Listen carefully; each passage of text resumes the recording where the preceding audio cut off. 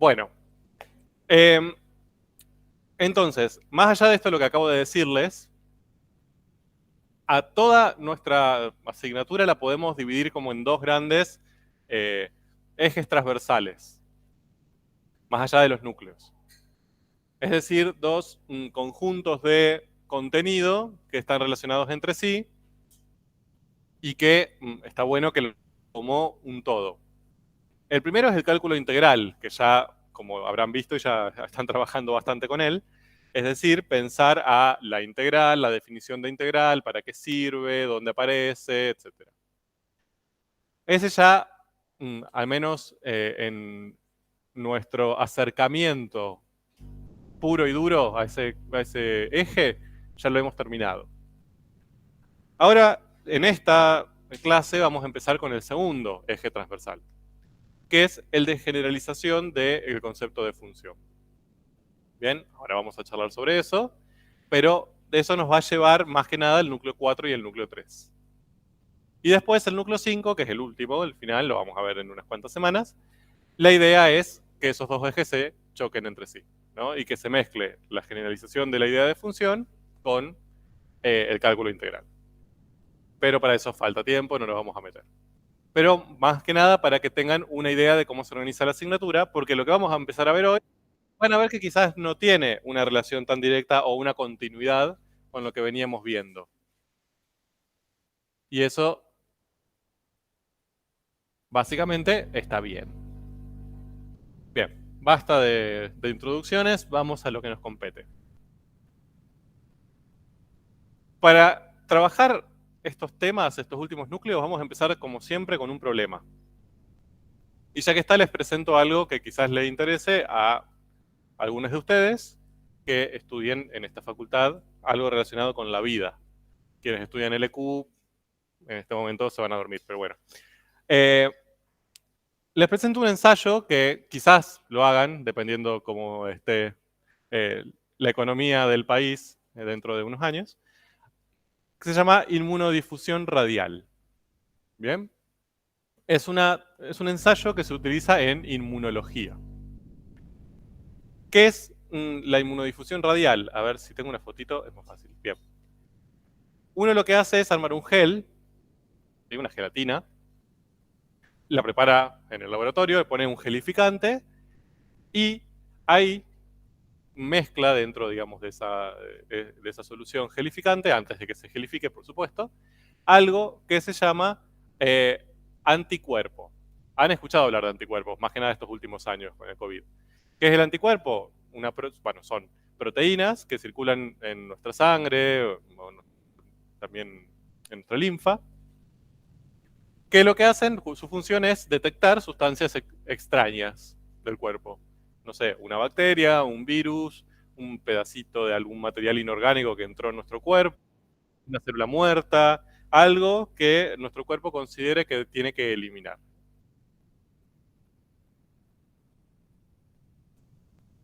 Y son específicos, es decir, para cada uno, por ejemplo, para el virus del COVID, hay ciertos anticuerpos que lo detectan. Los demás pasan por al lado y no pasa nada. Bien, son muy específicos. Tienen una zona que se vuelve hiperespecífica a detectar algo en particular que el cuerpo quiere marcar como extraño. Los anticuerpos se pueden purificar, bien, se pueden separar y purificar y generar en mayor cantidad si se necesita para trabajo o para con fines médicos también. Entonces, muchas veces lo que se hace es, bueno, yo quiero detectar, por ejemplo, si en una muestra de catarro hay cierta bacteria. Bien, no si hay bacterias, sino si hay una bacteria en particular que a mí me interesa ver si está. Entonces lo que se hace es purificar el anticuerpo específico para esa bacteria y se lo disuelve acá en este gel. En una concentración homogénea. Siempre tenemos la misma concentración de anticuerpo. Y después lo que se hace es un puntito con una aguja y en un lugar específico se inyecta una pequeña muestra, menos de una gotita, ¿no? Una pequeña muestra, de la muestra biológica, por ejemplo, en ese caso de la muestra de catarro, ¿bien? O de lo que sea. ¿Por qué? Porque lo que puede suceder es que cuando uno hace eso, lo que va a suceder en realidad, es que esa muestra líquida que inyecta se empieza a difundir, ¿no? Se empieza a meter por el interior de la gelatina y se empieza a difundir, digamos, de manera circular, ¿no? Desde el centro donde lo inyectamos hacia afuera. Y una propiedad que tienen los anticuerpos es que cuando detectan a su antígeno, el antígeno es lo que detecta el anticuerpo, la zona del anticuerpo donde se une, cuando más o menos están a la misma concentración, ahí se unen fuertemente. Si hay más concentración de uno o más concentración del otro, no pasa. Tienen que estar más o menos en concentraciones balanceadas. Entonces, lo que se suele hacer en ese caso es al anticuerpo unirle un colorante, que cuando detecta el antígeno, se une, ese colorante se activa y aparece color. Si no, si están separados, si están flotando por ahí, no hay color, porque están separados. ¿De acuerdo? Entonces, básicamente lo que uno ve es, inyecta la muestra, la deja un ratito, entonces la muestra empieza a aumentar. Supónganse que la muestra es negativa, no tiene la bacteria de interés. No va a pasar nada, nunca se van a unir antígeno y anticuerpo, no veo color. Ahora, supónganse que la muestra es positiva, o sea, tiene la bacteria. En algún momento la concentración del lugar donde se une el anticuerpo con el anticuerpo se van a igualar, se van a unir y va a aparecer color, que habitualmente es azul. Entonces uno ve un circulito azul, que sería toda la región alrededor del punto de siembra donde aparece o donde queda más o menos a la misma concentración igualados el antígeno con el anticuerpo. Entonces uno puede no solo testear presencia, sino medir cantidad. ¿Sí? Dependiendo qué tan lejos o qué tan cerca del centro aparece, puedo relacionar eso con que hay más o menos bacterias en el catarro. ¿De acuerdo? Ustedes dirán, ¿por qué qué pasó con el mundo de que estamos hablando de esto en matemáticas? Bueno, más o menos siguieron la técnica. Es una técnica, ahora ya no se usa tanto porque hay otras técnicas más baratas y rápidas, pero se usó mucho tiempo y es una técnica que se usa mucho en laboratorios de baja complejidad. Si uno no tiene aparatos para hacer cosas, esta es una técnica que no necesita instrumental, más que eso lo que ven ahí. Bien, ahí está el halito, se ve algo así, ¿no? Entonces, fíjense que ese halo, que es como el más azul, es donde las concentraciones se igualan. Bien, entonces, vamos a intentar esto que acabamos de verlo, a describirlo con palabras, a modelizarlo con un modelo matemático, que también se hace, que también existe, pero vamos a intentar descubrirlo, deducirlo o encontrarlo, mejor dicho. Entonces, vamos a trabajar con una placa rectangular de gel de 8 centímetros por 6. Vamos a inyectar, ¿no?, con la aguja en un lugar, en el centro de la placa, exactamente en el centro de la placa, y vamos a generar un agujerito de tamaño despreciable. Es decir, lo que vamos a inyectar ahí, la ruptura que hacemos del gel, es muy pequeña como para tenerla en cuenta. En el gel, la concentración del anticuerpo va a ser de 20 ppm, siempre igual. Y básicamente lo que vemos es que se forma el halo azul, es decir, existe el antígeno en la muestra que inyectamos, en una circunferencia con 2 centímetros de radio. Es decir, a los 2 centímetros de donde yo inyecté, ahí apareció la circunferencia azul. Eso es lo que nosotros observamos. Entonces, lo primero que quiero que tratemos de pensar y resolver es cómo vamos a modelizar matemáticamente no tanto lo que está pasando con la reacción antígeno-anticuerpo, sino esto, nuestro sitio de trabajo. ¿Cómo modelizarían esto? O sea, nosotros acá vamos a trabajar en una placa rectangular de 8 por 6. Esa gelatina es muy finita, entonces uno puede pensar como que estoy trabajando en un sistema bidimensional, es decir, con área, pero no con profundidad. ¿Cómo lo harían? ¿Cómo se las arreglarían para representar esto y esto? O sea, la 1, 2 y 4 que tienen ahí. Bien, con ejes cartesianos, ¿cuántos necesito? 2, ¿bien? Porque estoy trabajando en una región plana. o sea, una parte del plano. Así que necesito un sistema bidimensional. Bien. ¿Cómo ubico eso? Imagínenselo. Si quieren, hasta pueden dibujarlo. ¿Cómo ubicarían, cómo representarían esto? ¿Cómo ubicarían también el centro de la placa o el centro de la inyección con la aguja? ¿Y dónde ubicarían la circunferencia? La idea es que sea preciso, o sea, que nos sirva, y además que nos sea fácil, o sea, que sea útil para trabajar. Bien. Primero dibujo un rectángulo de 8 por 6. A ver si lo puedo hacer. Ahí está. Ahora, esto mide 8 y esto mide 6, lógico. Para guiarme, digamos, para ubicar posiciones ahí, lo que yo necesito es un sistema de referencia, ¿no? Entonces tengo que dibujar ahí un sistema cartesiano. ¿Dónde lo ubico? ¿O cómo lo harían? Descríbanmelo en palabras. A ver, yo sé que no es fácil, pero muchas veces esto después se lo escribimos en palabras, en una evaluación, por ejemplo, y quedan ahí como, bueno, ¿qué significa esto? ¿Cómo ubicarían ahí el sistema de referencia? Bien, una posibilidad es que el origen del sistema se ubique en una esquina. Bien, por ejemplo, en la inferior izquierda. Bien. Igual dice que la inyección donde se da, en el centro de la placa, ¿no? O sea que yo tendría, si ubicase acá los ejes, que podría hacerlo, el sitio de inyección quedaría acá. ¿Cuáles serían las coordenadas de ese punto en ese sistema de referencia? Digamos, yo ubico el sistema de referencia con origen acá. ¿Este punto cuánto vale? Es un punto en el plano. 8, 8, 0. ¿De acuerdo? Este, 0, 6.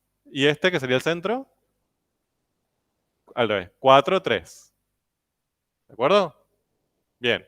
Ahora, ¿qué aparecía también que tengo que marcar ahí? Un radio de 2, ¿no? Y aparecía una circunferencia. Entonces yo lo que tendría que marcar sería esa circunferencia. ¿De acuerdo?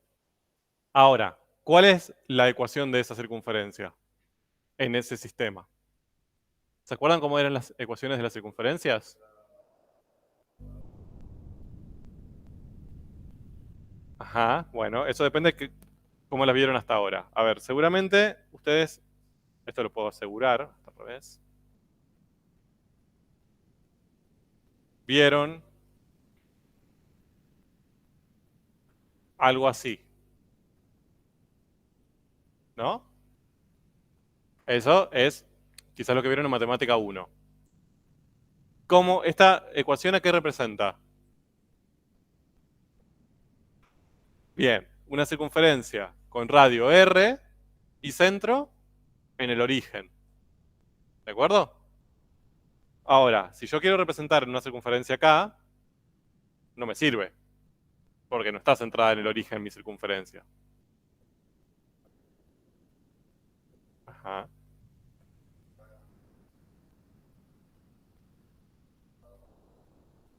Sí, lo mismo igual. Esa era la general. No sé si la llegaron a ver en matemática 1. Que es con H y K son las coordenadas del centro. Bien. Son números reales, constantes, no son variables, y es donde yo digo, bueno, el centro está en el punto 4, 3, H vale 4, K vale 3. Sí.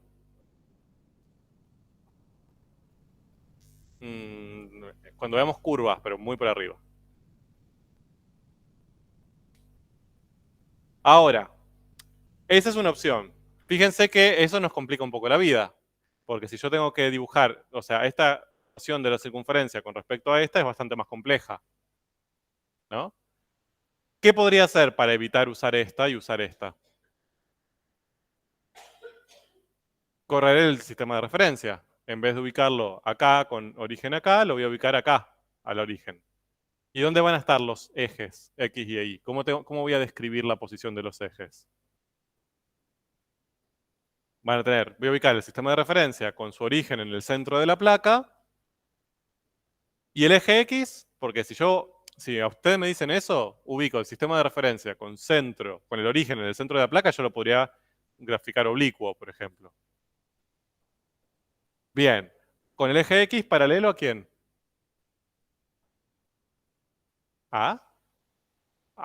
Bien. Perfecto. Al borde más largo de la placa, por ejemplo. ¿De acuerdo? Entonces, fíjense que tengo que decir dos cosas ahí. Que el centro, el origen está en el centro y que el eje X es paralelo al borde más largo de la placa. Y en el eje Y, obviamente ahí ya queda marcado, ¿no? Pero puedo decir también que es paralelo al borde más corto. Si hago eso, ¿cuál va a ser las coordenadas del sitio de inyección? 0, 0. Muy bien. Este punto, a ver, vamos con el más fácil. De este punto,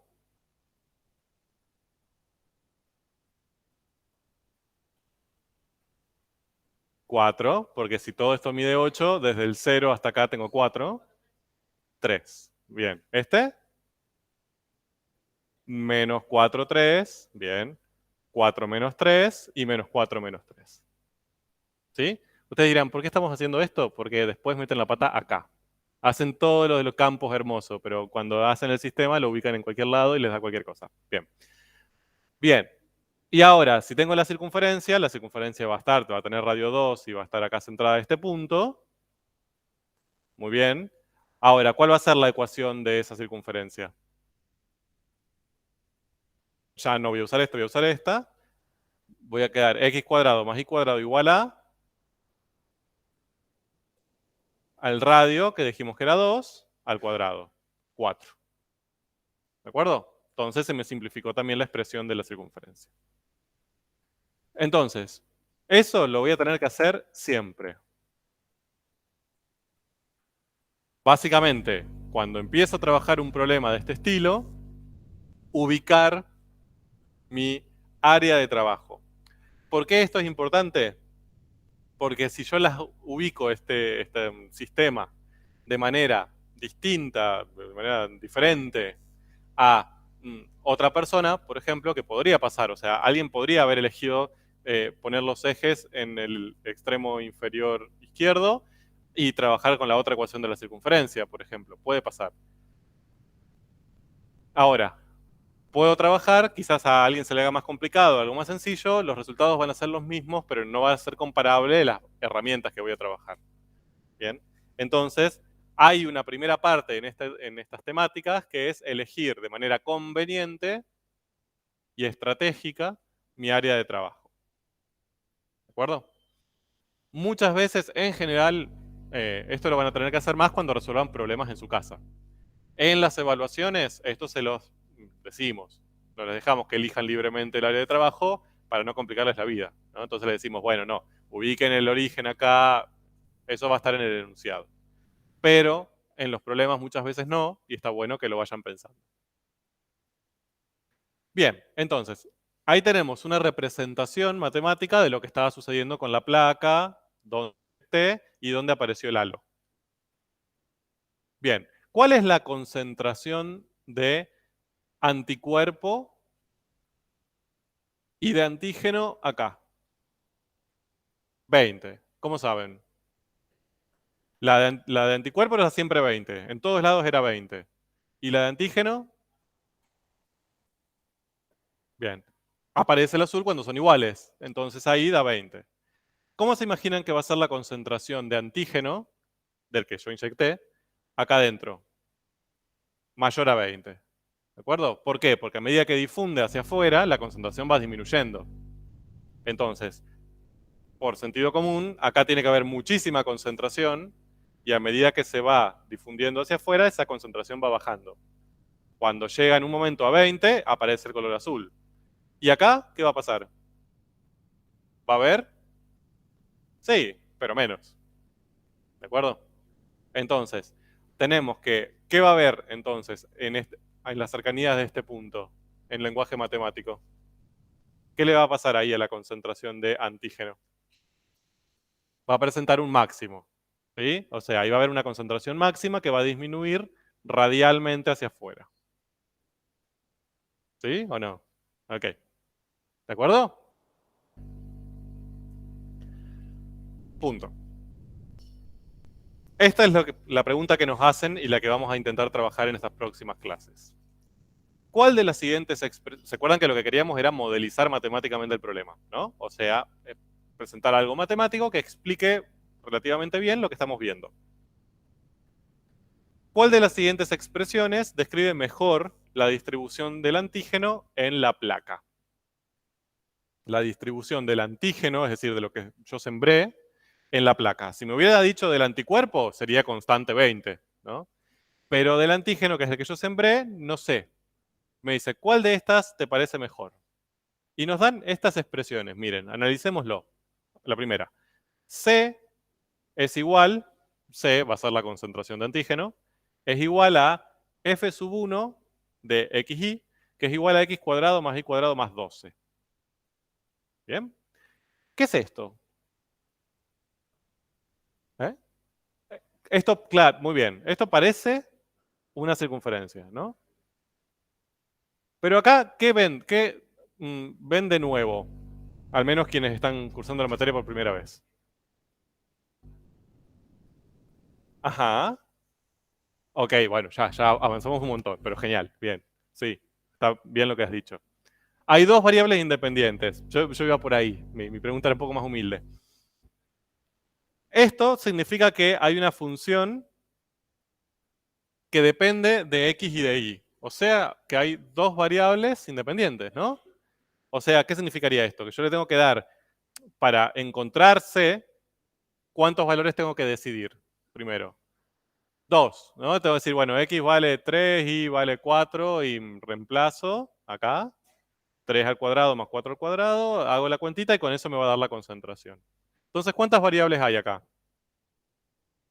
No, 3. Hay dos independientes y hay una más que sería la dependiente, ¿no? Entonces tenemos la tercera variable, que es la concentración, que estaría dependiendo de 2. Es decir, yo tendría que darle valor a 2 para encontrar la tercera. ¿De acuerdo? Raro, ya, per se. Nuevo, al menos, para lo que veníamos trabajando.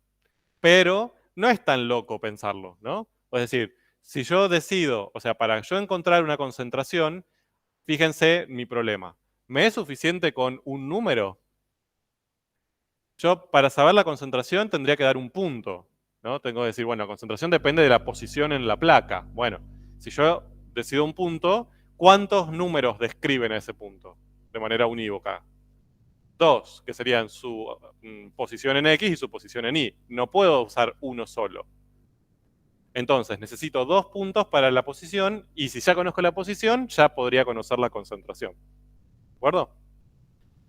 Entonces, acá aparece por primera vez esto, que va a aparecerles bastante en su vida académica. ¿Por qué? Porque es bastante común que algo que no conozco dependa de más de una cosa. ¿Bien? De hecho, ya esto lo han utilizado, aunque no se dieron cuenta. Por ejemplo, en la ley de los gases ideales. ¿Sí? P por B igual a nRT. Ahí, ¿cuáles son constantes y cuáles son variables? R es una constante. En general, sin que yo restrinja nada. O sea, la que sabemos que es constante es R. ¿Estamos de acuerdo? Es la constante de los gases ideales. Está en su nombre, pobrecita. Todas las otras pueden variar. Entonces yo podría decir, bueno, P, si yo quiero calcular P, necesito conocer N, B y T. O sea, N depende de, no, perdón, P depende de N, B y T. O sea, una variable depende de 3. Estamos en este mismo caso. ¿Bien? ¿Y qué hacíamos en esos casos para trabajar? Fijábamos todas menos una y calculábamos esa. ¿Sí? Acá van a ver que no vamos a ir muy lejos de ahí. Ahora, ¿cuál es el problema con esto? Que no sabemos qué es. ¿Qué nombre le pondrían a este tipo de caso? ¿Es una función como las que vimos? ¿Cumple la definición de la que vimos en Matemática 1? ¿Que a cada número real le hace corresponder un y un único número real? No. ¿Por qué? El problema es que no tenemos a un único número real que le hagamos corresponder C. Necesitamos más de 1. Entonces ahí ya no es una función real como las que vimos. Todo eso se rompe. Bueno, y miren que también las expresiones que nos dan cambian. ¿Sí? La F2 es 24 menos x cuadrado menos x cuadrado. Y esta ya es un caos. 54,4 por e a la menos un cuarto x cuadrado más y cuadrado. Nada, caótico. Entonces, primer parada, saber qué es eso, con quiénes vamos a trabajar ahora.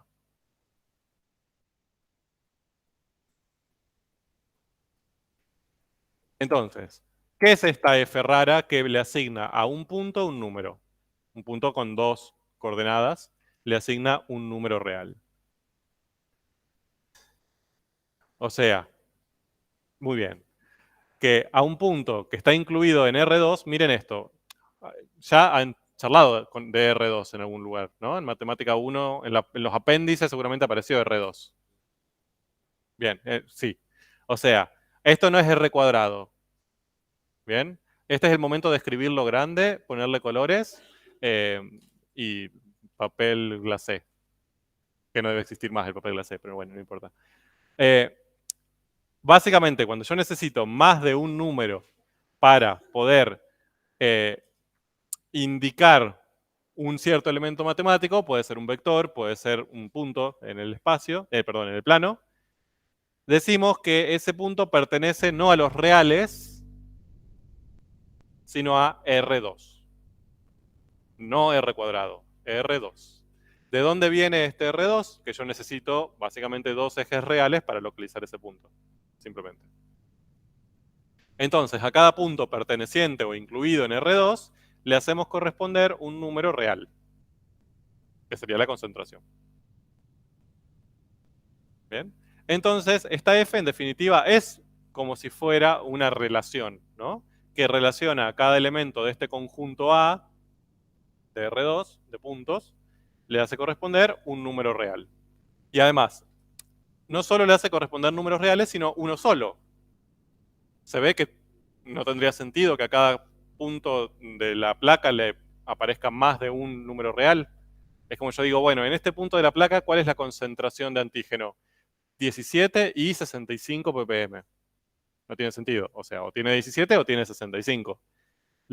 Este número real es único para cada uno de estos puntos de la placa. Entonces, fíjense que hasta ahora lo que vemos es que cumple bastantes similitudes con las funciones que conocemos. ¿Cuál es la única diferencia?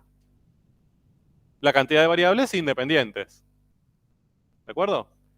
Entonces, más allá de que parezca raro, les presento a las funciones de n variables. ¿Sí? Leo la definición. Una función f de n variables es una regla que asigna a cada punto de coordenadas x1, x2 hasta xn, pertenecientes a su conjunto de partida que está incluido en Rn, un único número real z. Bien, entonces lo vamos a escribir así. Z es el resultado o es la imagen de f aplicado en todos los valores de x. ¿Les parece absolutamente distinta a las de la definición de función? Espero que no, porque prácticamente es lo mismo. La única diferencia es que acá en funciones, acá aparece una única x y a esto le llamamos y. Pero ahora tenemos un montón de x, n de hecho, y le asignamos un único número real z.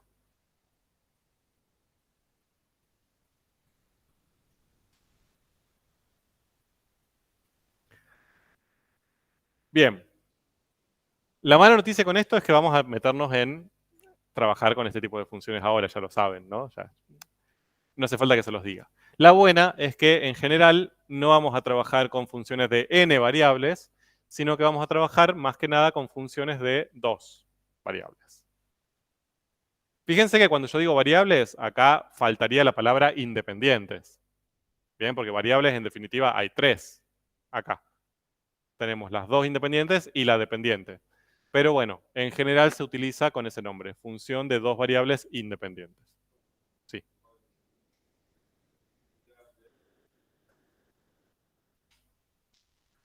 Entonces, todo lo que vamos a trabajar en matemática 2 va a ser en funciones de dos variables independientes. ¿De acuerdo? Lo mismo que pasaba con las E2. Se puede extender fácilmente a más de dos, sabiendo la teoría. Pero, para no complicar la vida y porque en general gran parte de las aplicaciones que ustedes encuentren de estas funciones en su vida académica van a ser con dos variables, vamos a trabajar con dos variables. Y ahí la definición se simplifica un poquito. Dice, una función f de dos variables es una regla que asigna a cada punto de coordenadas x, y, ahora no necesito el xn porque ya sé que son dos, x, y, pertenecientes a su conjunto de partida D, incluido en R2, un único número real, z. Entonces escribimos que z es la imagen de f para x, y.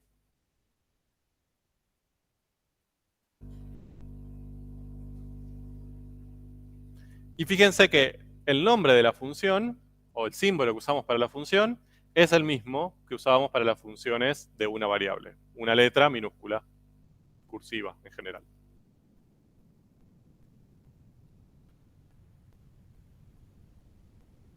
Bueno, hasta ahora nada nuevo. O sea, mejor dicho, sí, algo nuevo, pero nada complejo. Gran parte, yo les diría que el 80% del trabajo con las funciones de dos variables es análogo, o se puede pensar como ustedes ya conocen de las funciones de una variable.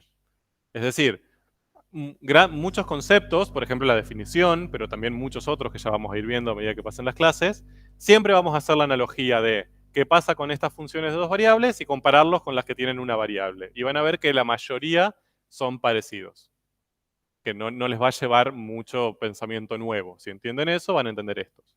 Hay algunos que no, por supuesto, y eso es lo que vamos a empezar a prestarle más atención y dedicarle más tiempo. Y otra aclaración que quiero decirles es que, más allá que acá aparece función de dos variables, en general aparece como nombre para este tipo de expresiones campos escalares. O sea, una función de n variables, bien, lo puedo llamar campo escalar.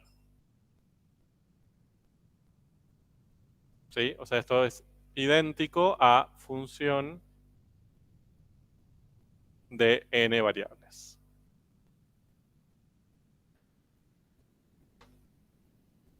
Nosotros vamos a trabajar con campos escalares de dos variables. Por ahora va a ser indistinto llamarlo de una manera o de la otra, usen la que entiendan mejor. Ya cuando avancemos un poco en el tema van a ver que llamarlo campos escalares es más conveniente y vamos a ver por qué. Les da un indicio bastante claro de cómo estamos trabajando. Bien. Analicemos un poco la definición. En general, las funciones de dos variables o los campos escalares de dos variables tienen conjuntos asociados. Lo mismo que pasaba con las funciones de una. ¿Qué conjuntos? Nosotros vimos cuatro, diría. Cuatro conjuntos asociados a las funciones de una variable. ¿Cuáles son? Bien, dominio, codominio e imagen fueron tres conjuntos asociados que vimos. ¿Y cuál otro? Este nunca se lo acuerdan, pero también es un conjunto. ¿Eh? No, la ley no es un conjunto, es la regla que relaciona los conjuntos. ¿De acuerdo? Ahora, vimos, para funciones de una variable, vimos otro conjunto que ya no era un conjunto de números. No, es un conjunto. Solamente que el dominio era un conjunto de números reales. El codominio también. La imagen también. El cuarto que me falta no es un conjunto de números reales. Es un conjunto de pares ordenados. O sea, número, punto y coma, número. Eso. La gráfica. ¿Bien? La gráfica también es un conjunto. Solamente que cuando yo digo gráfica, ustedes se imaginan una curvita. Pero la gráfica, si buscan la definición, si tienen por acá el libro del tomo 1, no creo que lo tengan, pero bueno, la gráfica tiene una definición que es el conjunto de todos los pares ordenados x, y, tal que x pertenece al dominio y que la y sea su imagen. Pero se define como un conjunto de puntos en el plano.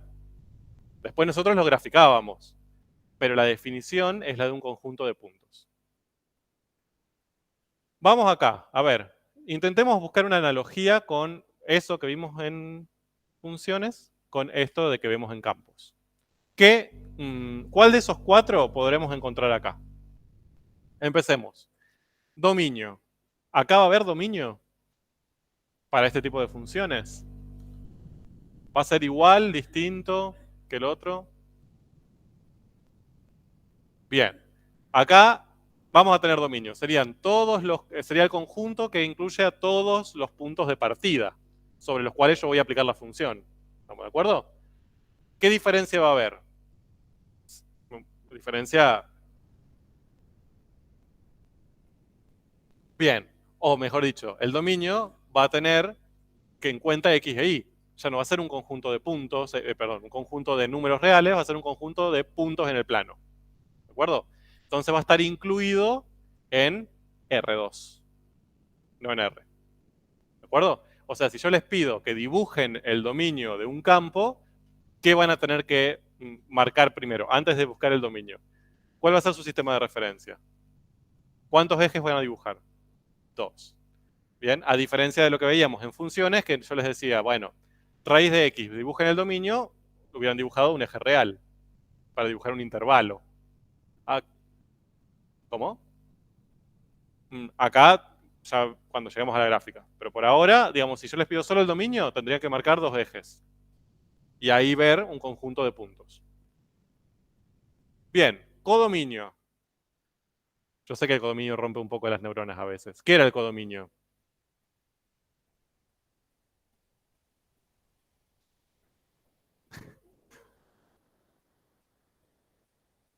Bien, perfecto. Me encanta que me dijeron los reales, como diciendo, siempre eran los reales, o sea, no me compliques la vida. Bien, ¿qué era el codominio? Era el conjunto numérico donde estaba incluida la imagen, ¿no? Dicho de otra manera, era pensar la imagen, qué tipo de elemento matemático es. En las funciones escalares, las funciones que ustedes conocen, la de matemática 1, ustedes llegaban a imágenes que eran un número. Entonces, ¿cuál es el mayor conjunto que incluye a los números reales? El conjunto real, R. ¿Bien? Entonces siempre poníamos R. Ya está. Acá, la imagen, ¿cómo va a ser? ¿Va a ser un conjunto de puntos o va a ser un único real? Un número real. Bien, yo voy a partir de dos valores de un punto en R2, pero voy a llegar a un número real Z. Entonces, ¿cuál va a ser el codominio? ¿Cuál va a ser el mayor conjunto que incluya a todas mis imágenes? R también. Entonces ahí tenemos lo mismo. Para funciones de una variable y funciones de dos variables, el codominio es el mismo, R. ¿Y el conjunto imagen? ¿Dónde lo van a graficar? ¿Cuántos ejes? Bien, ¿cuántos ejes dibujarían para graficar la imagen de esto? No. ¿Por qué? No, ¿por qué? Porque esa es mala costumbre, por eso. Por eso. Miren, si yo les digo función raíz de x, y les digo, representen el conjunto imagen, ¿qué dibujarían? Eso. ¿Hace falta que haga la gráfica? O sea, la gráfica yo la haría para leer, si quieren. O sea, para encontrar el, el conjunto imagen. Pero si yo lo que tengo que hacer es representar el conjunto imagen, ¿cuál sería? A ver si lo escribo de manera simbólica.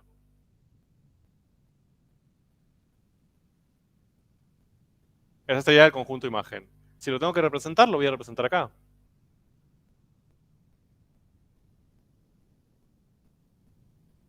acuerdo? No necesito los dos ejes. Yo en los dos ejes graficaba los dos ejes y graficaba la función para leerlo. Bien, pero la representación con un solo eje me alcanza. Lo mismo en lo que estamos viendo acá. ¿Cuántos ejes necesito para representar las imágenes? Uno, el eje Z, ¿no? Y entonces ahí tenemos los tres conjuntos asociados iniciales. Dominio cambia. Antes era un conjunto real, ahora es un conjunto en R2. Codominio es el mismo, reales. Y la imagen es análoga. Lo voy a tener que graficar también en un solo eje que va a ser el eje Z. Y me falta la gráfica. Bien, ahora, ¿cuántos ejes voy a necesitar para graficar la gráfica? Valga la redundancia. 3. X, Y, que serían los ejes de las variables independientes, y también Z. O sea, voy a tener que trabajar en el espacio. Yay, buenísimo. Pero eso lo vamos a dejar para otra clase. Hoy no nos vamos a meter con la gráfica. Bueno, entonces, todo eso lo vamos a escribir en la diapositiva. Ese conjunto de partida donde están incluidos estos puntos es el dominio de F. Y se llama igual, porque podrían cambiar de nombre, ¿bien? Pero no, se llama dominio de F. El conjunto de valores reales que toma, ¿bien? O sea, todas las posibles imágenes de la función forman el conjunto imagen de la función. Se llama igual que antes. Y se escribe de la misma manera que antes, im de F. Y básicamente yo lo que voy a tener que, o lo puedo pensar gráficamente a esa función de esta manera. Fíjense, acá que grafiqué, ¿qué sería de la función? El dominio, muy bien. Fíjense, acá yo tengo una región en el plano, ¿sí? Donde tengo diferentes valores de X y de Y. Entonces, a un cierto valor de X y de Y, le aplico la función, o sea, reemplazo esos dos valores en la función, y eso me va a dar como resultado un único número real. Entonces, ¿dónde lo voy a representar? En el eje Z. ¿Bien? Tengo tres ejes ahora involucrados. El X y el Y se usan para el dominio y el Z se usa para la imagen. La función F es lo que relaciona un punto de acá con un punto de acá. ¿Sí? Un punto con dos coordenadas con un punto con una coordenada.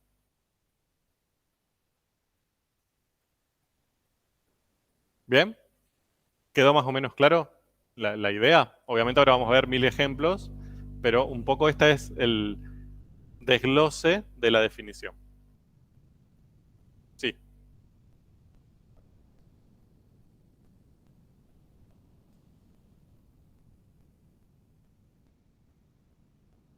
sí.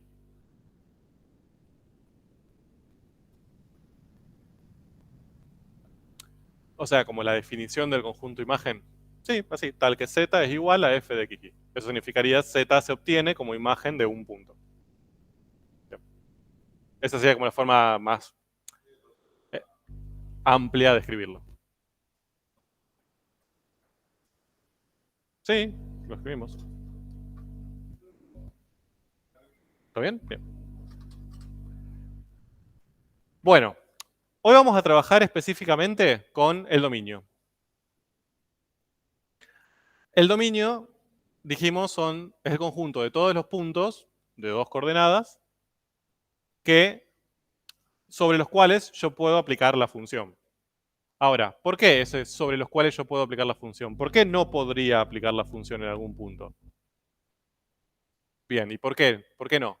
¿Qué podría pasar para que yo diga, en este punto no puedo aplicar la función? Bien, perfecto. Que tengan restricciones algebraicas en general. Por ejemplo, que me anule un denominador. ¿Qué otra? Sea una raíz de índice par de un radicando negativo. Que sea un logaritmo con un argumento negativo o cero. ¿Y qué otra función tenía restricciones? Ustedes vieron 4 en matemática 1 que tenían restricciones. Los cocientes, los logaritmos, las raíces de índice par, ¿y qué otra? La tangente, muy bien. O que sea el argumento de una tangente que justo dé un múltiplo de pi. Un múltiplo de pi, un múltiplo impar de pi. Bien, 4 restricciones. ¿Y qué otra posibilidad? No es la única posibilidad que tenemos por la cual un punto podría no estar dentro del dominio. Bien, el contexto del problema. Bien, que yo quisiera, por ejemplo, vuelvo para atrás, perdón, que yo quisiera aplicar alguna de estas funciones acá, en el punto, no sé, 6 menos 7. Puedo hacerlo, no tengo restricciones. Fíjese acá, ¿hay alguna restricción en estas operaciones? Elevar al cuadrado y sumar. Ahora, sí tengo una restricción de que el punto de coordenadas 6 menos 7 no tiene sentido ni problema. No voy a encontrar ahí una concentración. ¿Por qué? Porque está fuera de la placa. Más allá de que matemáticamente de que pueda aplicar la formulita, el contexto del problema a ese punto me lo saca del dominio, dominio en el cual tiene sentido aplicar la función f1. ¿De acuerdo? Entonces, vuelvo aquí. Entonces, ese dominio yo lo puedo pensar como explícito, es decir, que me digan el dominio de tu función, vos tenés que trabajar en este dominio y punto, o puede ser implícito o no explícito. Entonces ahí lo que vamos a tener que buscar es el dominio natural. ¿A qué le vamos a llamar dominio natural? Al mayor conjunto en el cual yo pueda aplicar esa función. Y ese mayor conjunto en el cual yo pueda aplicar la función, el campo, depende de restricciones algebraicas, por supuesto, y también incluye las restricciones del modelo. Ojo con eso. Bien, entonces, si le pedimos, si no le damos explícitamente el dominio de la función, suponemos que ustedes los van a tener que sacar, pero ahí van a tener que tener en cuenta todo. Restricciones algebraicas y también el problema. Bien. Vamos a ver cómo vamos a trabajar con eso. Y acá les presento, ya saquen una foto de este momento, van a empezar a trabajar con su primer campo escalar. Ya están grandes. Un orgullo. Bien, su primer campo escalar, miren qué bonito. F1 de xy es igual a 3 sobre y menos x menos 1. ¿Estamos de acuerdo que es un campo escalar porque yo necesito darle valores a x y a y, reemplazarlas acá, dar la cuenta, eso me va a dar un cierto número, y ese número va a ser el valor de z que le corresponde? ¿Estamos de acuerdo? Eso no lo hicimos hasta ahora, podemos hacerlo. A ver. ¿Cuánto vale la función f1 valorizada en el 7, 5? Vamos a hacer 5. ¿Cómo harían para encontrar eso? Primero, ¿qué esperan que me dé ahí? Acá, ¿qué va a aparecer? Un número. ¿Bien? X vale 7, Y vale 5. ¿Cuánto vale Z? ¿De acuerdo? ¿Cómo hago para encontrar eso? Reemplazo. 3 sobre 7. No, perdón. 5 menos 7 menos 1. Esto me da 3 sobre 5 menos 7 menos 2 menos 1 menos 3. O sea, menos 1. Si eso lo represento acá, acá tendría que poner un punto. Bueno, acá tendría que poner un punto. ¿Cuál sería ese punto que pongo acá? El. Primero, ¿cuántas coordenadas va a tener ese punto? No. 2, porque acá estoy representando el dominio, ¿no? Entonces, tendría 2, que serían sus coordenadas x e y en orden, 7, 5. Y la función hace que ese punto se relacione con un valor de z, que ¿cuál va a ser? Menos 1. ¿De acuerdo? Y esta flecha es f. La función es la que hizo eso. La que al 7, 5 le asignó menos 1. ¿Cuánto va a valer f1 en 5, 7?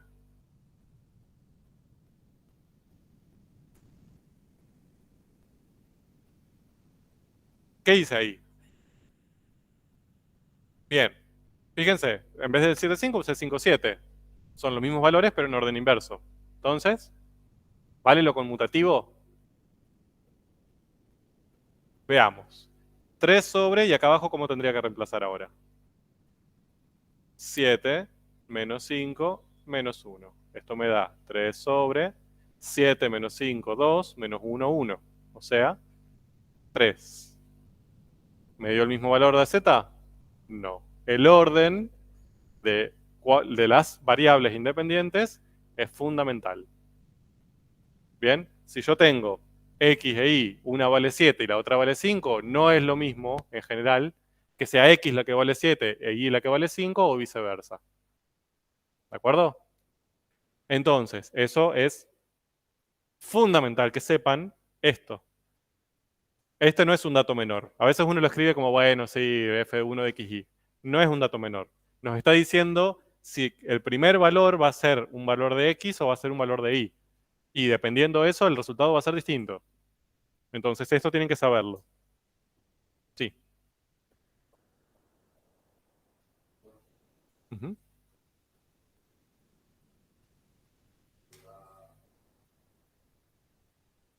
No entendí.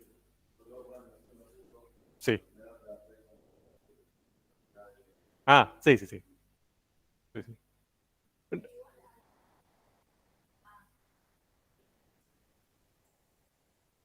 Sí. Por eso, es importante saber ustedes el orden de esto y después, obviamente, cómo aparecen esas variables en la expresión.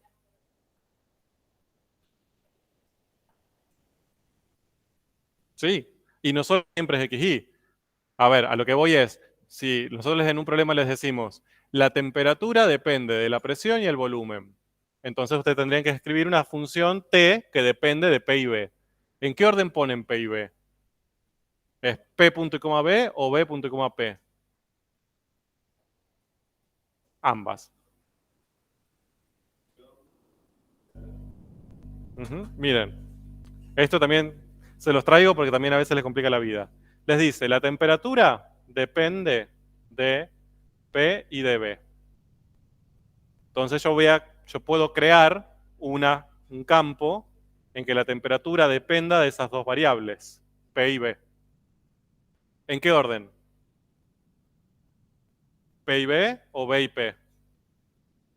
¿Estamos de acuerdo? ¿P y B? El que quieran. No hay una convención. Ustedes podrían poner esto y está bien, y quizás algún compañero puede poner esto y está perfecto. Exacto, quizás cuando lo grafiquen, en vez de poner acá P y B, pongan B y P, por ejemplo. Quizás la expresión, o sea, la expresión les va a dar la misma, ¿bien? Pero si ustedes calculan T en el 7,4, la de esta manera lo va a calcular en el 4,7. ¿Se ve? A lo que voy es, no quiero marearlos con esto. La moraleja es el orden de las variables en esa primera parte donde les indica cuáles son las variables independientes es fundamental, porque ahí pueden cometer errores si las alternan. Tienen que saber cuál es la primera, cuál es la segunda, para después poder sustituir bien en la ley. Esa es la moraleja.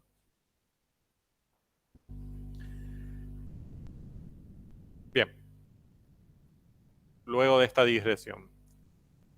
Lo que me interesa ahora es calcular el dominio de ese campo. ¿Sí? Es decir, el dominio natural. Como acá no le damos el dominio, no le decimos el dominio es tal, suponemos que ustedes los van a sacar a ese dominio. Y van a tener que trabajar con el más grande que puedan. ¿Sí? Esa es la idea de dominio natural. ¿Cómo haríamos ahí? ¿Qué plantearían? Hagámoslo juntos y después les dejo el otro para que lo hagan ustedes. La primera pregunta es, ¿hay alguna restricción? Bien, ¿qué operación es la que me genera la restricción? El denominador. Eso no se puede anular. Entonces, básicamente, yo los dominios los voy a escribir así.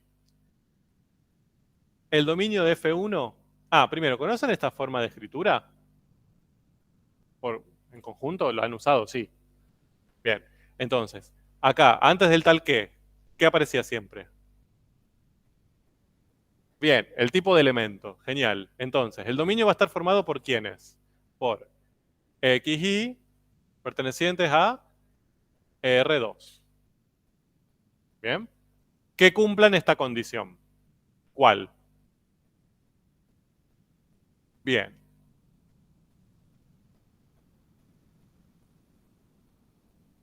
¿De acuerdo? Todos los puntos del plano que cumplan esa condición. Y menos x menos 1 no tiene que ser 0. Si es 0, el 1 el denominador y se destruye el universo. Y por ahora, creemos que eso lo hagamos los humanos, no las matemáticas. Bien. Entonces, hasta ahí bien. Ambos. Sí. Ahí encontramos el dominio natural. Si nos piden solamente hallar el dominio o definir el dominio, que sería eso, ya está. Digamos, ahí terminó el problema y ningún tipo de complicación. ¿Dónde puede aparecer el problema? Que nos digan, graficar ese dominio. ¿Bien? ¿Cómo haríamos para graficar ese dominio? Entonces, en este caso, lo mejor sería plantear esa igualdad, no esa desigualdad. Y después, hallar, interpretar esa igualdad de forma gráfica y eliminarla de R2. ¿Se ve? Entonces, ¿qué harían para interpretar gráficamente esa igualdad? Dicho de otra manera, esta ecuación, ¿qué elemento geométrico representa? ¿Cómo graficarían esto? ¿Cómo harían para darse cuenta? Ok, pasamos esto para allá, me queda y es igual a x más 1. ¿Qué es eso? Bien, una lineal si lo pienso como función, pero gráficamente, ¿qué es? Si lo grafico, ¿qué va a ser esto? Una recta, ¿de acuerdo? Entonces, ¿qué me está queriendo decir? Que todos los puntos que pertenezcan a esa recta, las coordenadas, si yo las reemplazo acá, me va a dar 0. Entonces no tienen que estar dentro del dominio. ¿Ok? ¿Cómo grafico eso? Bueno, ejes. Sí, la que quieran. Ustedes están más acostumbrados a igualar y, pero pueden igualar x, no hay ningún problema. Entonces, esa recta tiene ordenada del origen, o sea que repasamos esto porque después llegan hasta ahí y dibujan la recta, la peor recta del mundo. Bien, 1, bien, pendiente, positiva y 1. O sea, avanzo 1, subo 1, ¿no? Entonces sería así. Bien. ¿Cómo hago para marcar que esa recta no está dentro del dominio? Y ahí aparece una convención. Cuando yo lo que quiero graficar es algo que pertenece al dominio, lo grafico en línea llena. Y si lo que quiero marcar es que no pertenece al dominio, que se lo estoy sacando, que lo estoy excluyendo esos puntos, lo grafico en línea de puntos. ¿De acuerdo? Entonces acá esa recta, como yo la estoy queriendo sacar del dominio, la voy a graficar en línea de puntos. ¿No? Hago algo así.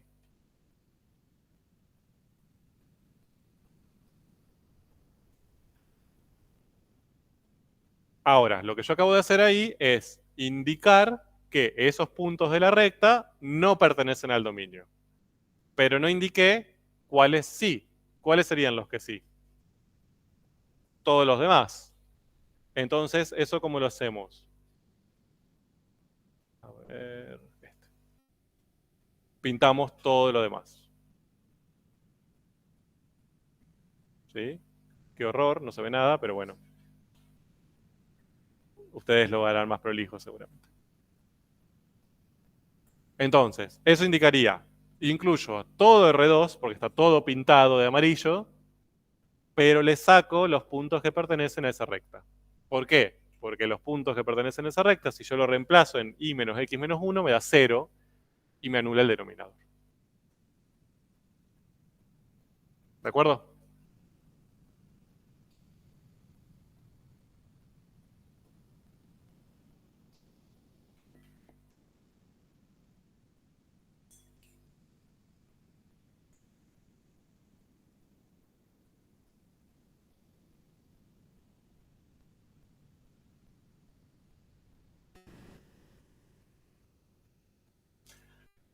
Y ahora, otra cosa que tendría que graficar ahí, si me lo piden, podría, no somos tan molestos con esto, pero en este caso podrían hacerlo, es encontrar el conjunto imagen.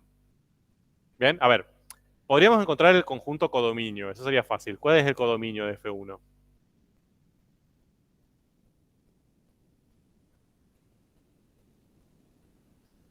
Reales, muy bien. Y ahora podrían pedirnos el conjunto imagen. Entonces lo que tendríamos que pensar ahí es todos esos puntos del dominio, a qué valores de z llegan, efectivamente. O, por la negativa, ¿hay algún valor de z que yo no pueda obtener a partir de esa cuenta? ¿Puedo obtener cualquier número real?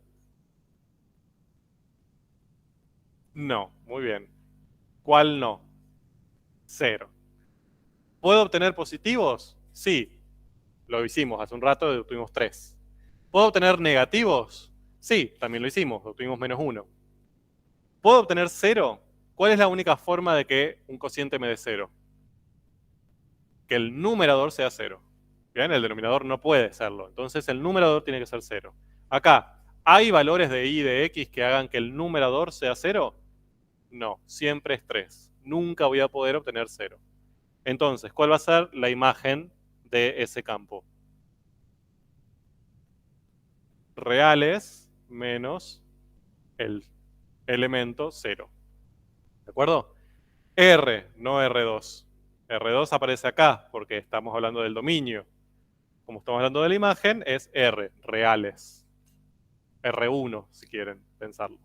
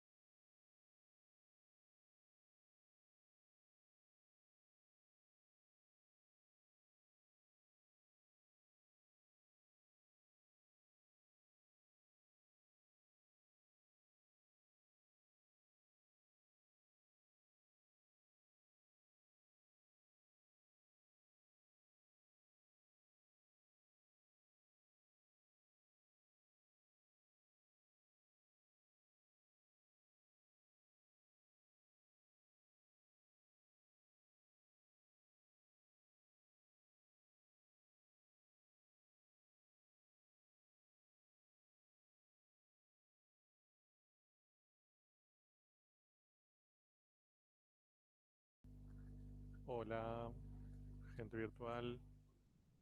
Se nos colgó la computadora. ¿Me escuchan?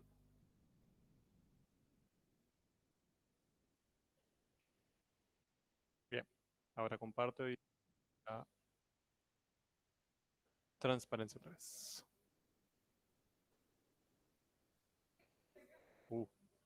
Bueno, la idea es que resuelvan ustedes esa actividad. Dominio e imagen.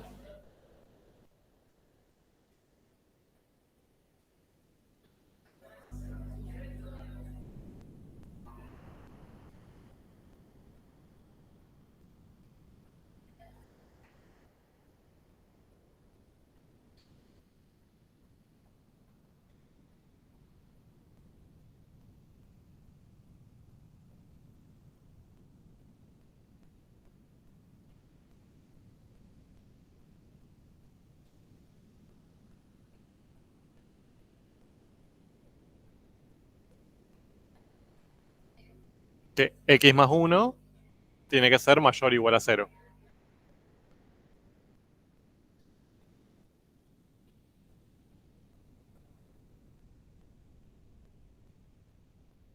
¿Mm? Bueno, ahora lo vemos. Ahora lo hacemos. ¿Lo graficaste también? ¿Lo graficaste? Sí. Sí, la idea es que obtengan de manera simbólica dominio e imagen y que los grafiquen ambos.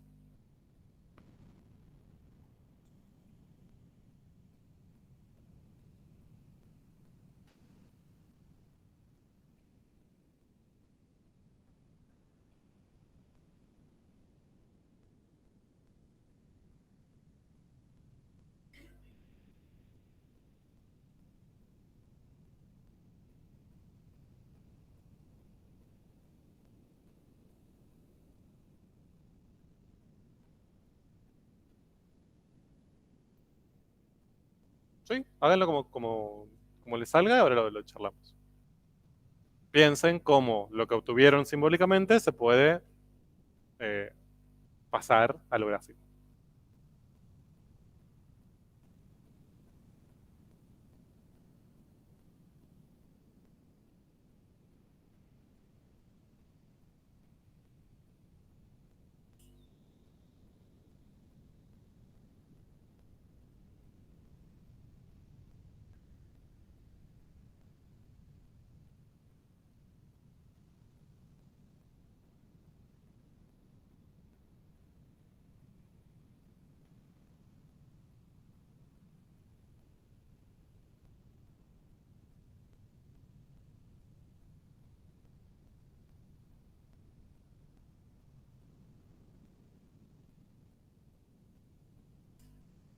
Bueno, ya veo caras de algunas sonrisas y otras caras de necesito ayuda.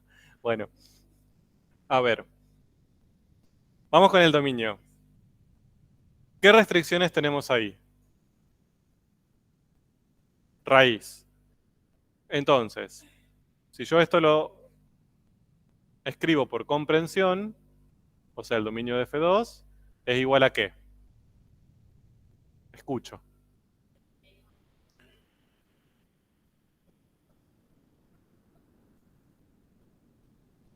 Bien.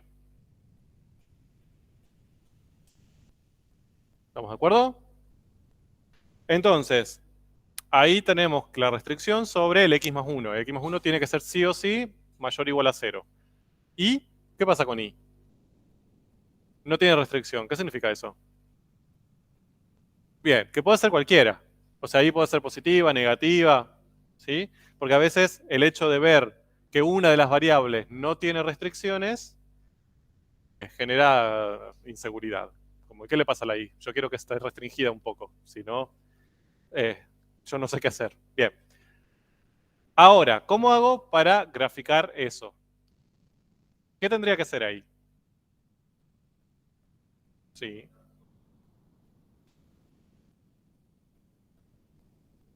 bien. Me encanta, buenísimo. Mientras más colores haya, yo soy feliz. Bien, ahora, ¿cómo marco esta restricción? En I dijimos que no hay restricciones, no tengo que marcar nada. Tengo que marcar esta. Si yo la paso este más 1 restando para allá, me queda x es mayor o igual a menos 1. ¿Cómo marcábamos eso?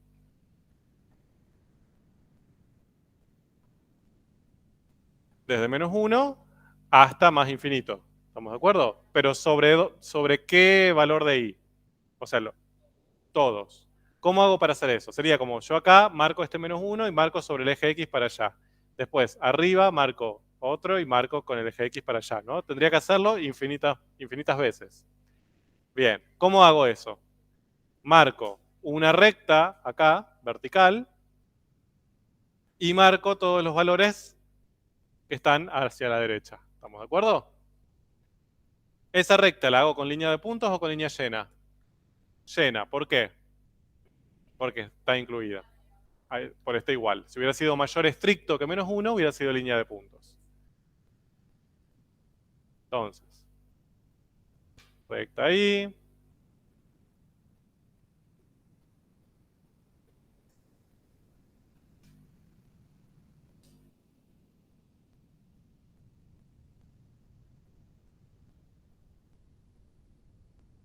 ¿De acuerdo?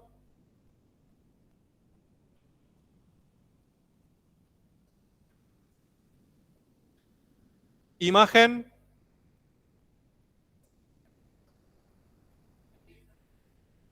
Todos los reales. ¿Por qué? La raíz de x más 1 me va a devolver solamente números positivos o cero. ¿Estamos de acuerdo? Nunca me va a devolver un número negativo. Pero le sumo i, que i puede ser cualquier número. Entonces, eso me permite cubrir cualquier real. ¿De acuerdo? Entonces, la imagen son los reales. Bien. Eso que estaba ahí desprolijo, ahí lo tienen prolijo. ¿De acuerdo?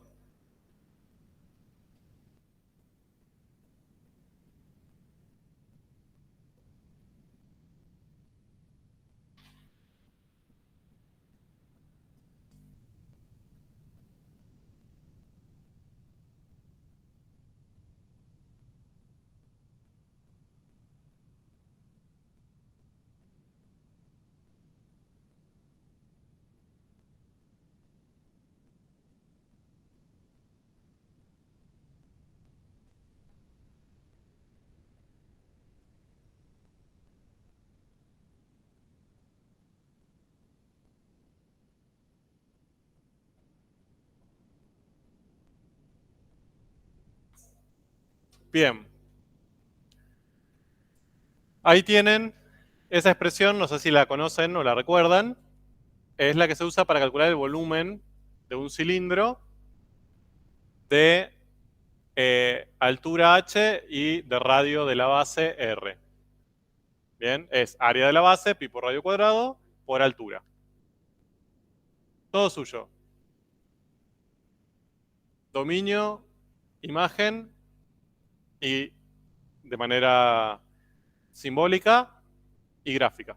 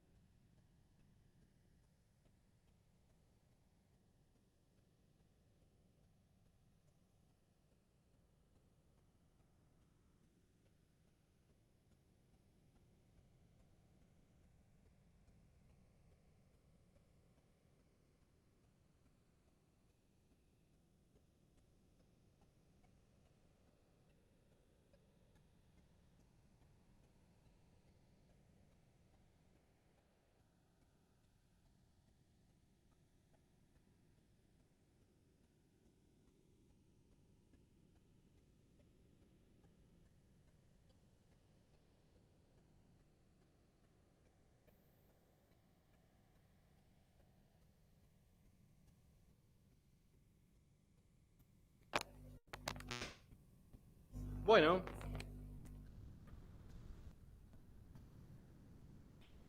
Dominio.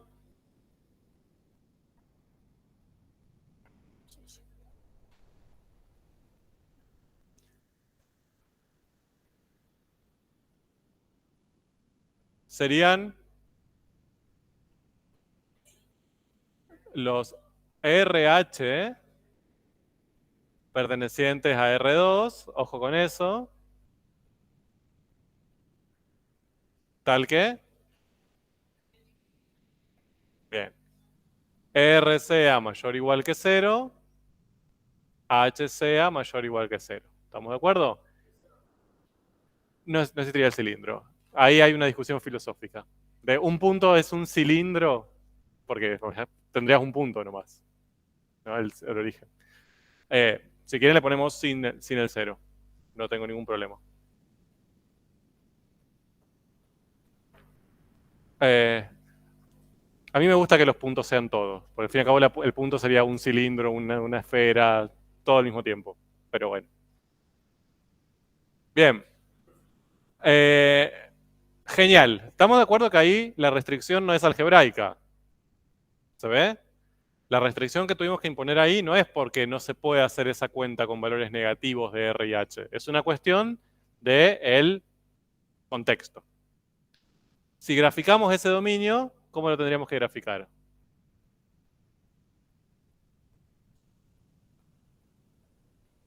Bien. Solamente sería el primer cuadrante. ¿De acuerdo?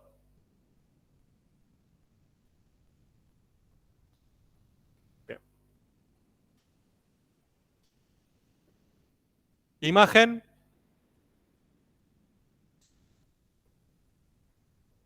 Los reales positivos.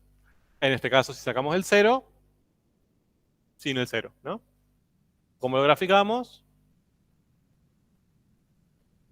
0 sin incluir en adelante.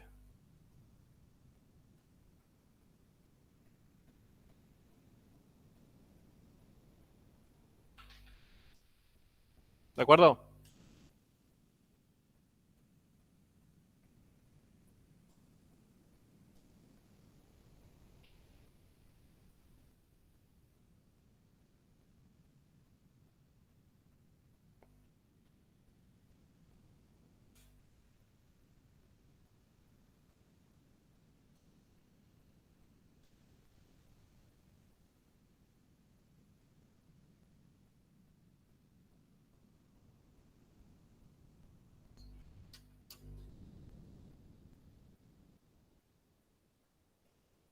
Bueno.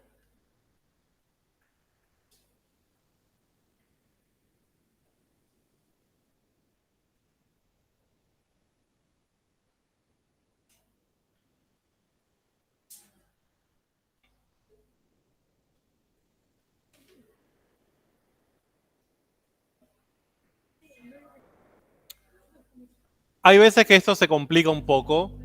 No lo vamos a complicar tanto hoy, pero se complica un poco a veces por diferentes motivos. Más cuando está relacionado con un problema. Bien, ya lo vamos a ir viendo igual. Volvamos a nuestro caso en estudio. ¿Se acuerdan que dijimos que para el caso que nos proponían teníamos que ver cuál de estas tres era la más adecuada de esas tres leyes de campos? Entonces, primera cosa que podemos pensar es, ¿cuál es el dominio y la imagen, si podemos, no siempre es tan sencillo, pero cuál sería al menos el dominio de estos tres campos? Piénsenlos.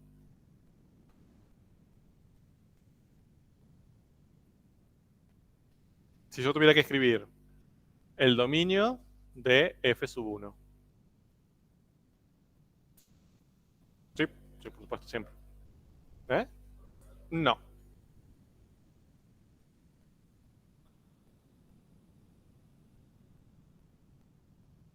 XY pertenecientes a R2, ¿qué tienen que cumplir?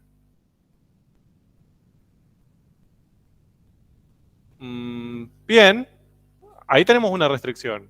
Bien, anotamos las restricciones. La primera sería que x cuadrado más y cuadrado más 12 me tiene que dar sí o sí mayor o igual que 0. ¿Por qué? Bien. ¿De dónde sale esto? De que este número representaría una concentración. ¿Estamos de acuerdo? Entonces esa concentración no me puede dar negativa. Me puede dar cero, que significa que no existe nada de antígeno en ese punto. Pero negativo no. ¿Y qué otra restricción tengo? Bien. Que el punto XY está en la placa.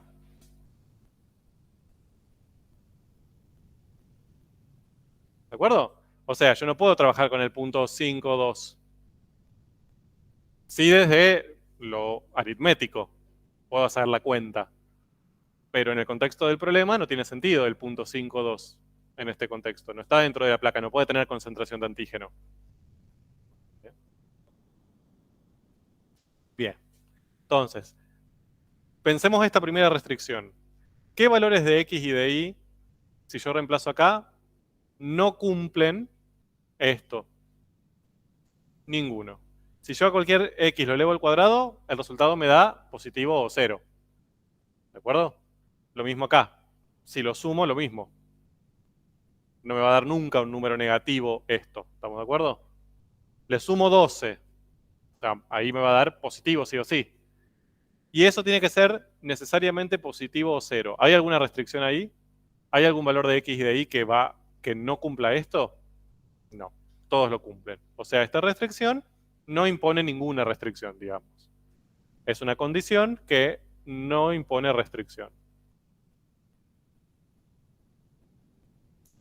Que los puntos estén en la placa, ¿imponen alguna restricción al dominio? Sí. No puedo trabajar con todo R2. ¿Cómo escribo eso? Entonces, ¿qué condición tiene que cumplir estos XY?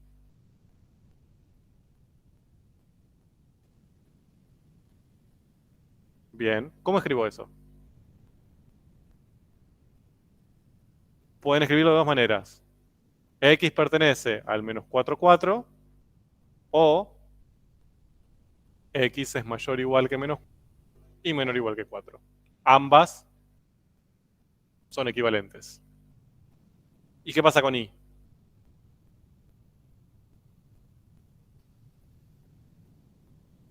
O elijan la que quieran, ¿eh? No es que tienen que escribir las dos. Elijan la que más les guste.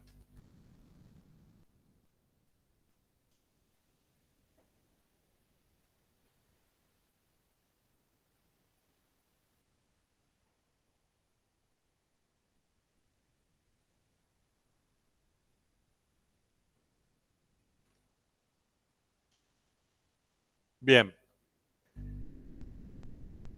Fíjense que esta restricción, la de la placa, vale para las tres. ¿Estamos de acuerdo? ¿Qué pasaría con F2? ¿Hay alguna restricción algebraica en la ley? No. Y también lo que tendríamos que plantear es esto, ¿no? Que el resultado de esto me tiene que dar positivo. Eso también lo tendremos que plantear. Ahí se complica un poco. No lo voy a hacer ahora para no asustarles. A medida que avancen lo van a tener que hacer igual, pero tranqui. Entonces tendremos que plantear que esto sea positivo y ver en cuáles de estos puntos de la el resultado de esto me da positivo. Acá ya no pasa esto que es tan sencillo de que nunca me daba negativo. Acá hay cambio de signo. Pero esa sería la otra restricción que tendremos que plantear. ¿Y el tercero?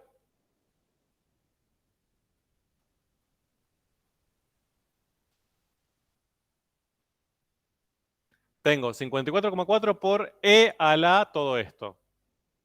¿Cuál va a ser el signo de...? O sea, a ver, tengo una restricción algebraica ahí. ¿Hay alguna operación con restricciones algebraicas? Cocientes, logaritmos, tangente. ¿Eh? ¿Hay un cociente? ¿Cuándo se anula su denominador? El denominador del cociente, ¿cuándo se anula? Nunca. Así que no me impone restricción. Bien, perfecto. Yo lo puedo pensar como 1 sobre E a la un cuarto. ¿Cuándo se anula E a la algo? Nunca tampoco.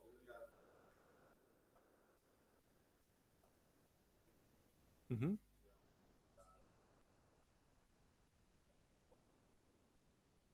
No, la exponencial siempre es positiva.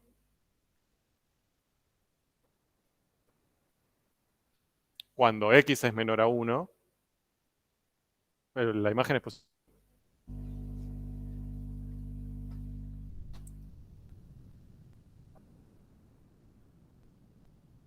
Sí, da igual, se las grafico porque no siempre se recuerdan esto. O sea, la exponencial vale para x positivos y x negativos, pero siempre las imágenes son positivas. Entonces, esto, más allá de lo que sucede acá, me va a dar siempre positivo. ¿Estamos de acuerdo? Por 54,4.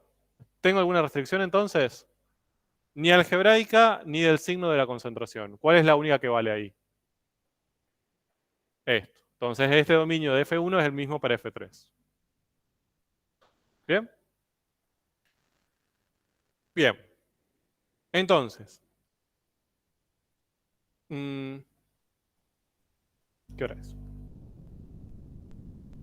Bueno, básicamente, lo que vimos hoy fue que aparecen ahora, podemos empezar a trabajar con funciones que tienen más de una variable independiente. 2, 3, n, la que ustedes quieran, vamos a trabajar con 2. Se llaman campos escalares de 2 variables o funciones de 2 variables. La definición es análoga a las de matemática 1. A cada elemento del dominio le hace corresponder uno y un único del codominio. Sí, del codominio, del conjunto de llegada. A ese conjunto le llamamos, a ese elemento del conjunto de llegada Z le llamamos imagen. Diferencias. El dominio ahora no lo voy a tener que pensar en R, lo voy a tener que pensar en R2. Si lo tengo que definir o graficar, lo voy a tener que hacer en un subconjunto del plano. El conjunto imagen sigue manteniéndose en R. ¿Bien? ¿Qué tengo que pensar para ver el dominio? Restricciones algebraicas y restricciones del problema. Lo mismo que antes. Bien. No voy a avanzar con esto. Quiero que sigamos practicando dominio para no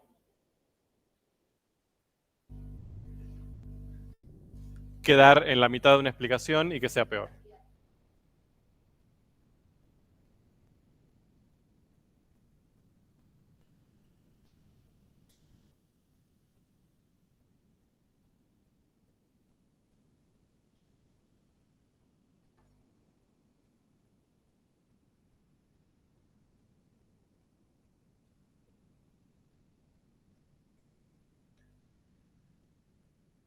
Resolvamos ese. Por ahora les pido que hallen, o sea, que escriban de forma simbólica el dominio. Bien, después lo graficamos en conjunto, pero primero escríbanlo en notación de conjunto al dominio de ese campo.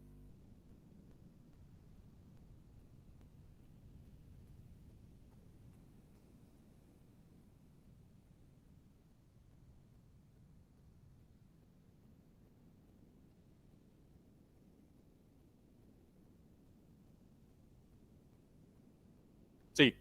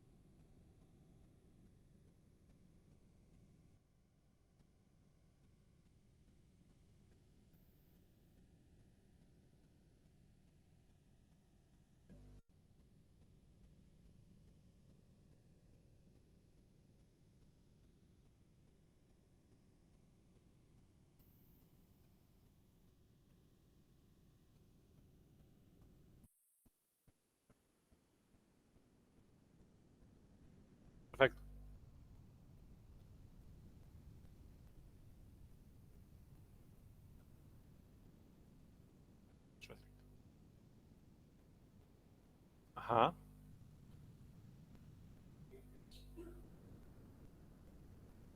Sí. Sí. Perfecto. Está bien. Hay una forma quizás un poco más. Sí. Ahora lo vemos. Bueno, ¿cómo vienen? ¿Cuál sería la restricción? A ver, ¿cuántas restricciones algebraicas hay acá? Dos. ¿Cuáles son? Bien. ¿Qué? Tenemos el cociente y la raíz. Vamos con la raíz. ¿Qué restricción impone la raíz? Que 9 menos x cuadrado menos y cuadrado tiene que ser mayor o igual a 0. Primera restricción. La segunda, ¿cuál es? Que la raíz de 9 menos x cuadrado menos y cuadrado sea distinto de 0. Eso como lo podemos escribir también. ¿Quién tiene que ser distinto de 0? Sí, el denominador. Y, bien, la única forma de que una raíz me dé 0 es que lo que está dentro de ella dé 0. Entonces, puedo escribir directamente que yo sé que 9 menos x cuadrado menos y cuadrado tiene que ser distinto de 0. ¿De acuerdo? Y si junto estas dos restricciones, ¿cómo las puedo juntar en una única expresión? Que 9 menos x cuadrado menos y cuadrado tiene que ser mayor estricto que 0. ¿Bien? Le saco ese igual. ¿Por qué? Puedo escribir las dos, pero esta es una forma más sencilla de escribirlo acá. La intersección. Sí.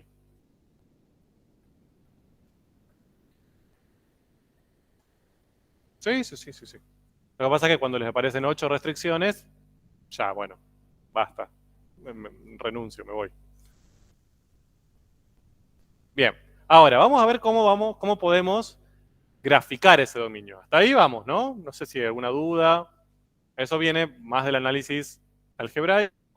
Pero ahora, ¿cómo eso se relaciona con un gráfico en el plano? Yo si tengo que ver qué región del plano voy a marcar como el dominio. Entonces, miren, lo que usamos ahí es lo que nosotros, yo llamo, diría, el método de la frontera. ¿Bien? ¿Qué sería eso? Cuando a mí la restricción viene dada en forma de una desigualdad, como en este caso, o sea, no hay un igual, sino hay un mayor, mayor igual, menor igual, algo por el estilo, uno lo que hace es plantear la igualdad correspondiente, o sea, igual a 0 en vez de mayor a 0, y eso lo que me va a generar, ¿qué va a ser en el plano? O sea, esto va a ser una región, pero esto no va a ser una región plana, un subconjunto plano. Va a ser una recta, perdón, va a ser una curva. ¿De acuerdo? No sé si va a ser una recta, una parábola, no lo sé, pero va a ser una curva. A esa curva le voy a llamar curva frontera, porque va a ser la que va a delimitar la región que yo quiero. ¿Ok? Entonces, primera, ¿qué curva frontera es esta? Una circunferencia. Bien, si paso esto para aquel lado, me queda x cuadrado más y cuadrado igual a 9. ¿Estamos de acuerdo? Entonces, ahora ya tienen que empezar a tener más visión de que cuando tenemos las dos variables elevadas al cuadrado y multiplicadas al mismo coeficiente, eso seguramente va a ser una circunferencia. Si yo lo acomodo así, esto es una circunferencia que ¿qué características tiene? Radio 3 y centrada en el origen. ¿Estamos de acuerdo? Entonces, esa va a ser la curva frontera que va a delimitar mi región. ¿Esa curva frontera va a estar incluida o no en mi región? No. ¿Dónde me fijo eso? En el mayor o mayor igual. Esta curva frontera viene dada por esta expresión igual a 0. La expresión que yo estoy buscando, ¿puede ser igual a 0? No, tiene que ser estrictamente mayor. ¿De acuerdo? Entonces, esa curva frontera la dibujo, pero ¿cómo la voy a dibujar? Si no está incluida. Con línea de puntos. Bien. Bueno. No, si pasás este 9 para allá, pasa como -9 y después le cambias todos los signos. O pasás este para allá y te queda x cuadrado más y cuadrado igual a 9. Espéreme, ya llego.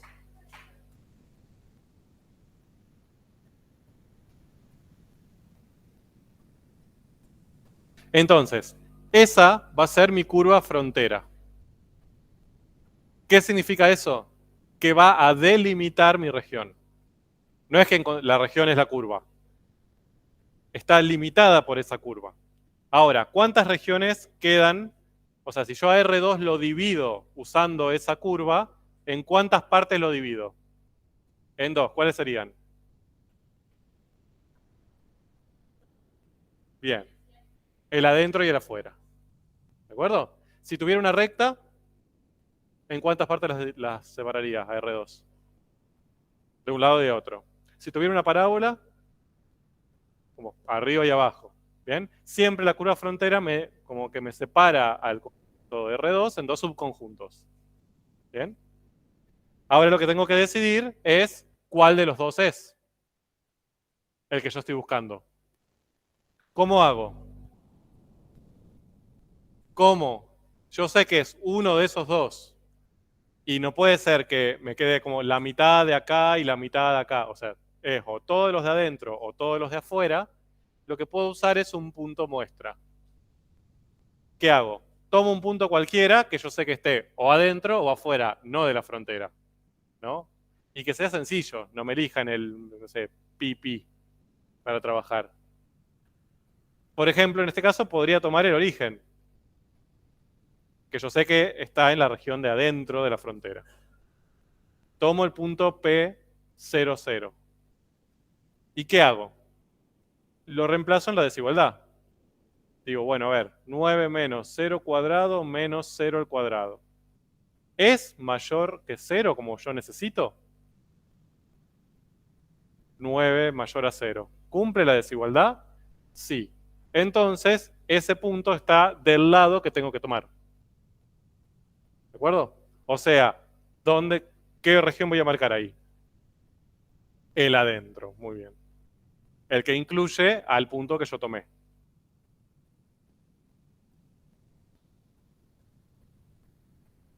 Si al hacer esto me hubiera dado, por ejemplo, acá -7, que no es mayor que 0, ¿qué hago? Tomo el afuera. ¿De acuerdo? ¿Cómo?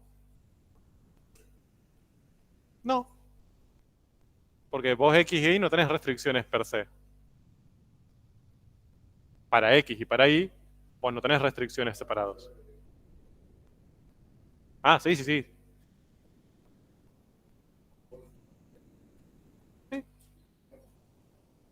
Todos.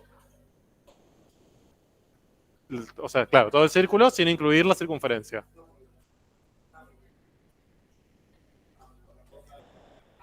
Ahora lo vemos.